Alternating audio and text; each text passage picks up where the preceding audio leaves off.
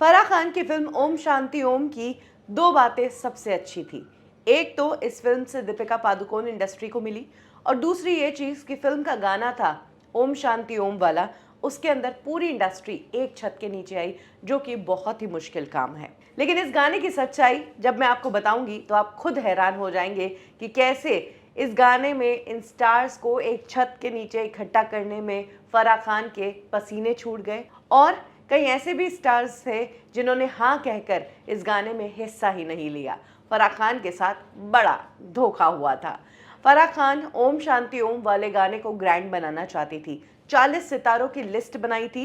ये लिस्ट उन सितारों की हामी भरने के बाद ही बनाई गई थी। इन सभी सितारों ने हाँ कहा था इस गाने का हिस्सा बनने के लिए। फिर क्या था, जब सभी सितारों ने हाँ कर दिया था तो उनके अकॉर्डिंग, उनकी डेट्स के अकॉर्डिंग इस गाने का शेड्यूल रखा गया। हर दिन 3 से 4 स्टार्स आते थे, क्योंकि उससे ज्यादा स्टार्स को एक टाइम पर मैनेज करना बहुत मुश्किल होता था। सभी बड़े सितारे थे, इसीलिए सभी को पर्सनल अटेंशन की जरूरत थी। इस गाने की शूटिंग तो शुरू होती है, लेकिन फराह खान को तब बड़ा झटका लगता है, तब 40 में से 9 सितारे इस गाने का हिस्सा ही नहीं बनते हैं। इस लिस्ट में 9 सितारे थे।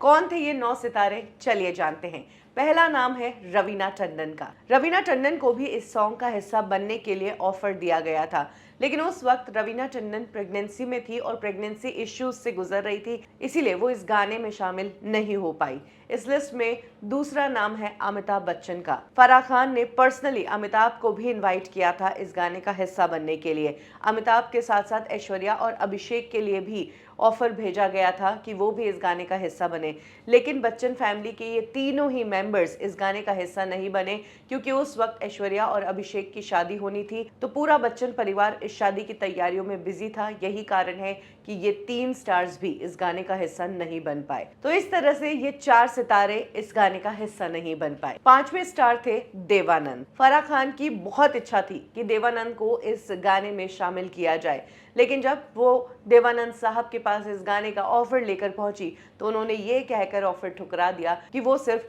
लीड रोल्स करते हैं, ऐसे ही गेस्ट अपीयरेंस नहीं करते। तो इस तरह से ये 5वें स्टार भी इस गाने का हिस्सा नहीं बने।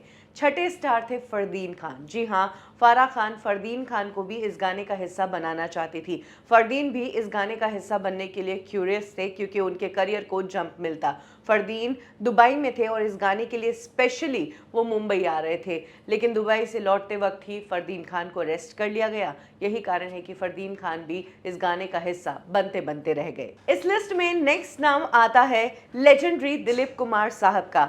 दिलीप कुमार साहब अपनी वाइफ सायरा बानू के साथ इस गाने का हिस्सा बनने वाले थे, यानी कि ये 7वें और 8वें नंबर के स्टार्स थे। और क्योंकि ये लेजेंड है और क्योंकि शाहरुख खान लेजेंड के काफ़ी करीबी थे, यही कारण है कि शाहरुख खान ने जिम्मेदारी उठाई थी और फराह को कमिटमेंट कर दी थी कि दिलीप साहब और उनकी वाइफ को लाना मेरा काम। फराह हर बार शाहरुख से पूछती थी कि पक्का आ जाएंगे, should I trust, should I book the location, dates, everything. Shahrukh हर बार हाँ भरते। फिर फराह इंतजार करती रही, दिलीप साहब आज आ रहे हैं, दिलीप साहब कल आ रहे हैं।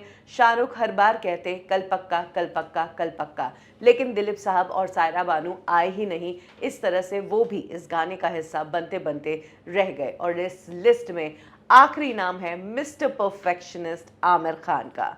आमिर खान को फराह खान खुद पर्सनली इनवाइट करने गई थी इस गाने का हिस्सा बनने के लिए, लेकिन आमिर खान ने फराह खान के सामने ऐसी बात कह दी जिसके बाद फराह आमिर को ना दोस्ती का वास्ता दे पाई और ना ही फोर्स कर पाई। आमिर ने फराह को कह दिया कि मैं इतना बिजी हूँ कि अगर मैंने अपने शेड्यूल से 1 घंटा भी तुम्हारे इस गाने के लिए निकाला तो मेरी फिल्म 1 महीना डिले हो जाएगी। अब ऐसी बात सुनकर फराह क्या ही आमिर को फोर्स करती। यही कारण है कि आमिर को भी छोड़ना पड़ा और इस तरह से ये 9 सितारे इस गाने का हिस्सा नहीं बने और 31 स्टार्स के साथ ही फराह ने इस गाने को शूट किया। लेकिन ये गाना बहुत ही पॉपुलर रहा और आज भी इस गाने में जब इंडस्ट्री को एक साथ देखते हैं तो दिल खुश हो जाता है।